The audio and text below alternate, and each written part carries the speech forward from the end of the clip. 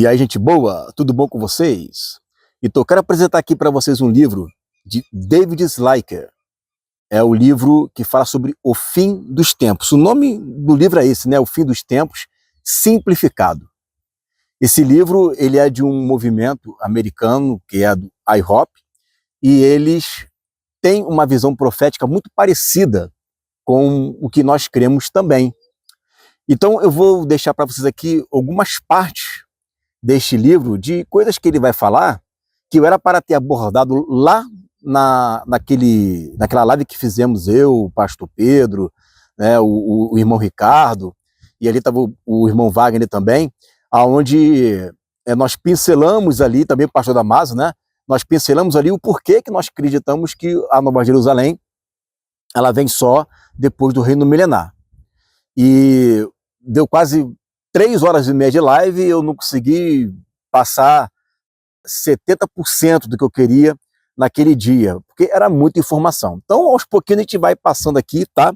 E eu quero ler com vocês aqui uma parte desse estudo de David Slyker, nesse livro O Fim dos Tempos Simplificado. Olha o que ele vai falar na parte onde ele diz a restauração de todas as coisas. Vamos lá. Jesus iniciará a restauração de tudo, Atos 3:21.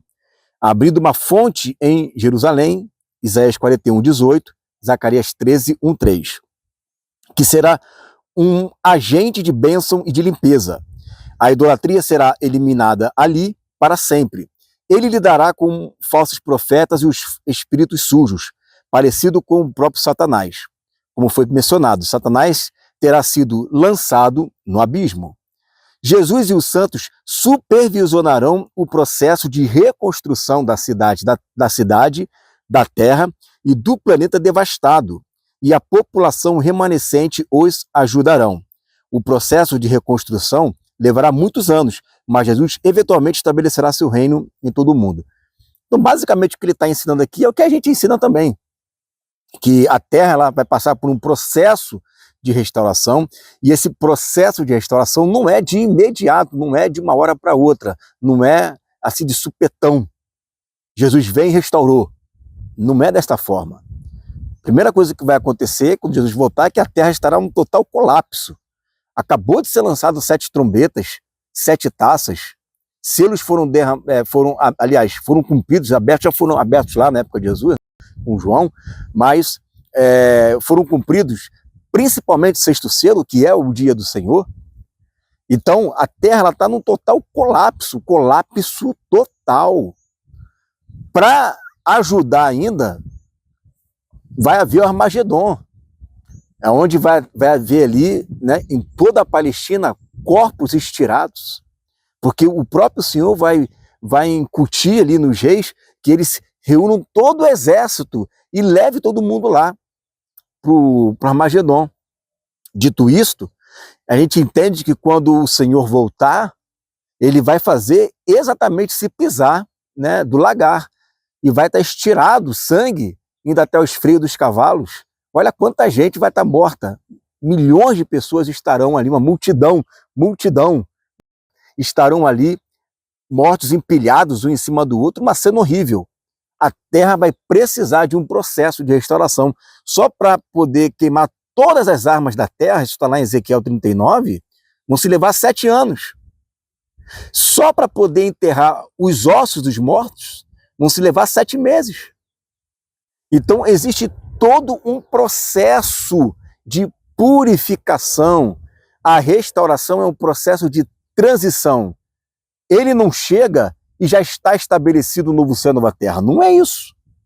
Ele chega e existe a necessidade de fazer uma recriação.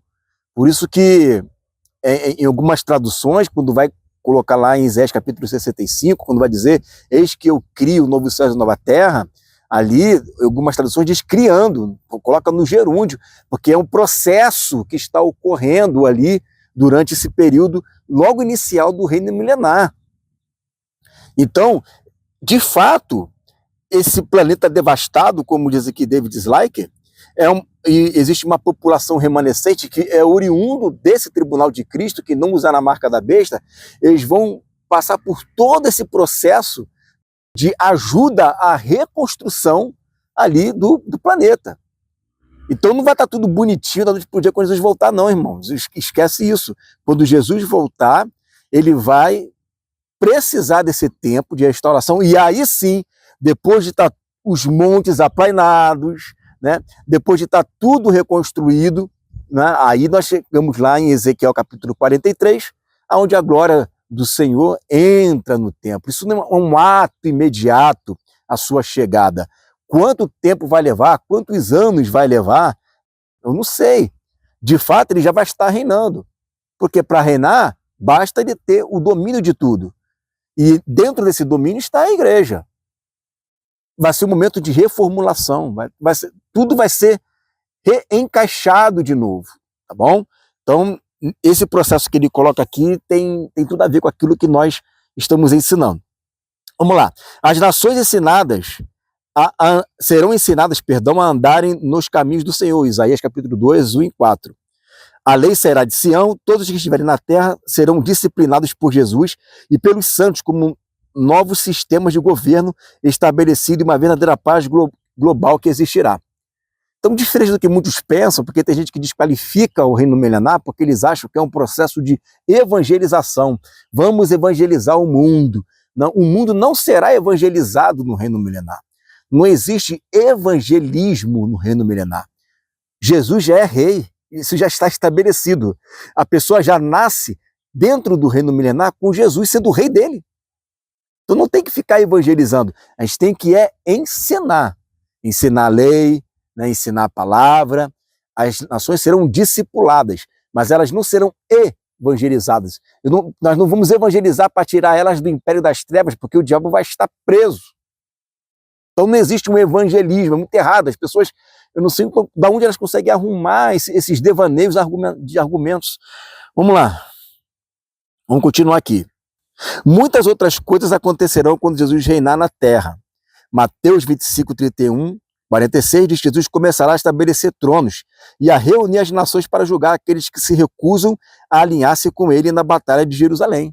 Olha aí, então ele está querendo dizer, se bem que eu não entendi muito essa parte, se recusar a alinhar-se com ele na batalha, né? Se bem que quem vai batalhar com ele é a igreja, né? As nações não vão batalhar, mas é interessante que ele coloca aqui que quem estará no tribunal de Cristo, talvez a tradução aqui esteja errada, talvez de repente está querendo dizer aqui as nações que se recusaram a ir batalhar contra, né, Jerusalém, não sei, mas dependente disso aqui, o importante é dizer o seguinte, que na visão dele, as nações que vão estar ali no tribunal de Cristo são as nações que, ao passarem por esse tribunal, todas elas, ele chama aqui de sobreviventes, entrarão no reino para serem governados pela igreja.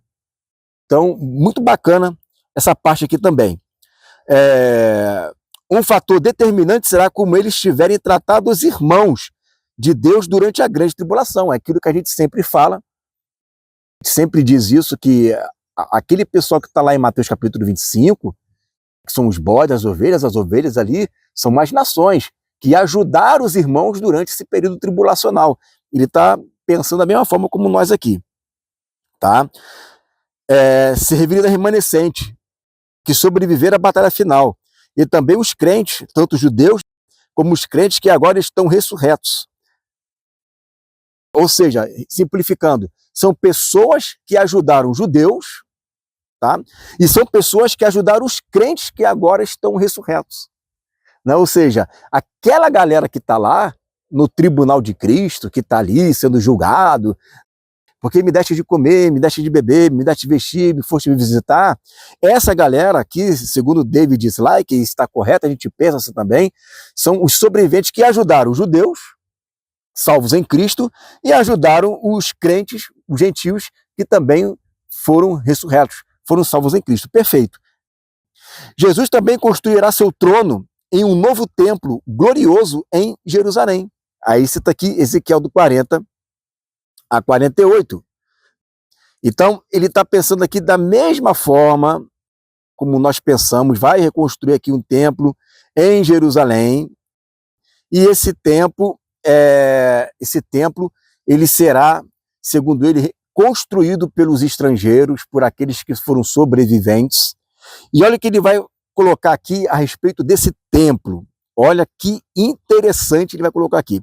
A Escritura nos dá informações sobre a relação entre a Nova Jerusalém e a terra durante o reinado de 1000 anos de Jesus. Olha o que ele vai colocar. Haverá uma conexão entre as cidades, terrena e celestial, antes que ela finalmente se estabeleça na nova terra. E esse ponto de conexão entre as duas esferas será o trono de Jesus.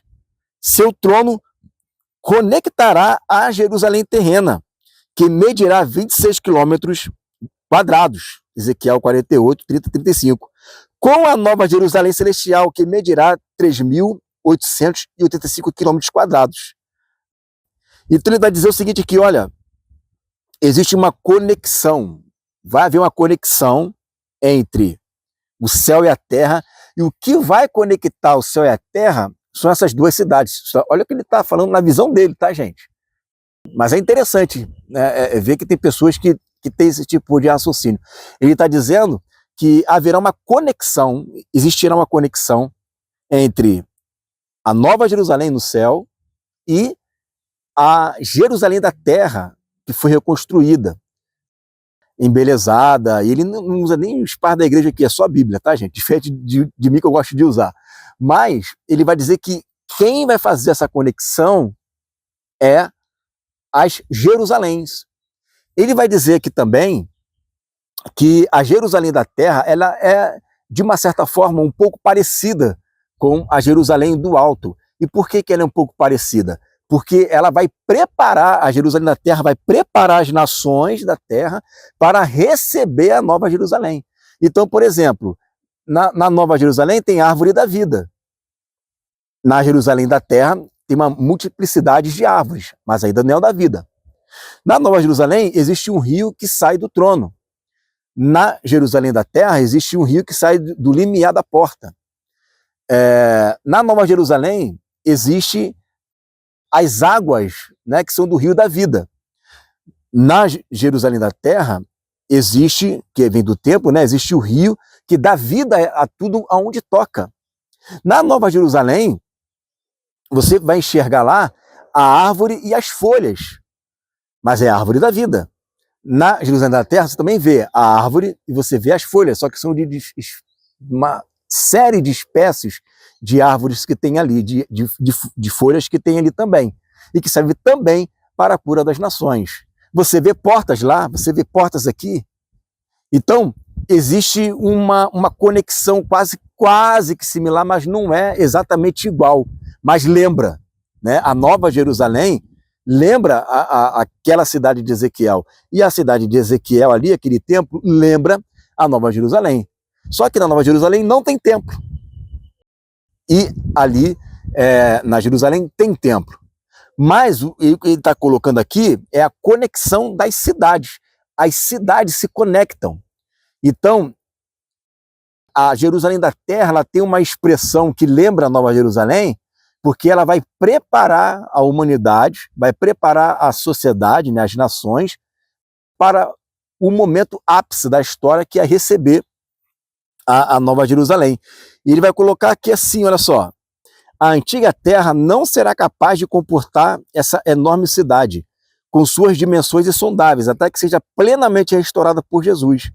Não somente a terra precisará ser reformulada para comportar em largura e em comprimento essa cidade, mas a atmosfera em si terá que ser reconfigurada para se estender mais longe do espaço, muito além da nossa atmosfera respirável atual. Então você vê aqui que ele está colocando todo o processo do reino milenar, ele lembra muito o reino eterno.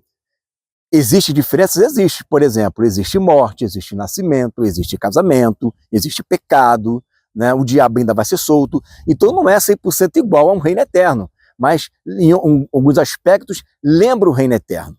Então, essas similitudes que existem entre a cidade da terra e a cidade do céu, nada mais é do que essa conexão. Essa conexão que ele está colocando aqui é para que o homem ele já possa ir se preparando para a chegada da Nova Jerusalém, que quando ela vier, essa sombra, que eles chamam de sombra, isso aqui é uma sombra, ainda é uma sombra, e não é só ele que chama não, nós lemos aqui Lactâncio, nós lemos aqui Tertuliano, que também coloca essas expressões, né, que a Jerusalém da Terra, durante o reino milenar, é uma sombra do que ainda vai se manifestar na eternidade.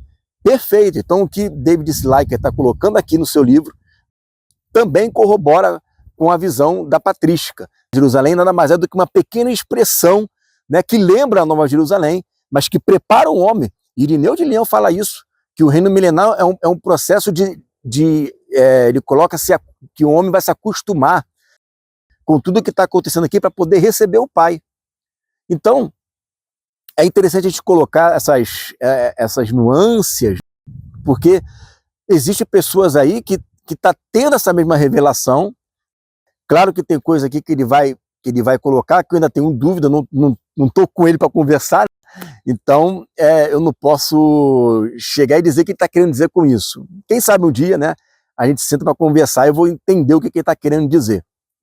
Mas, por enquanto, eu passei algumas informações aqui que dá para a gente explicar a ideia. Mas sim, ele fala que Jerusalém será restaurada, que haverá um trono, que Jesus vai estar aqui na terra, que haverá essa conexão de Jerusalém da terra com a Jerusalém do céu, que existe essa similaridade. Tudo que está acontecendo aqui, ou que acontecerá na terra, são passos que lembram como se fosse um aio para a Nova Jerusalém, para a chegada de Deus na terra.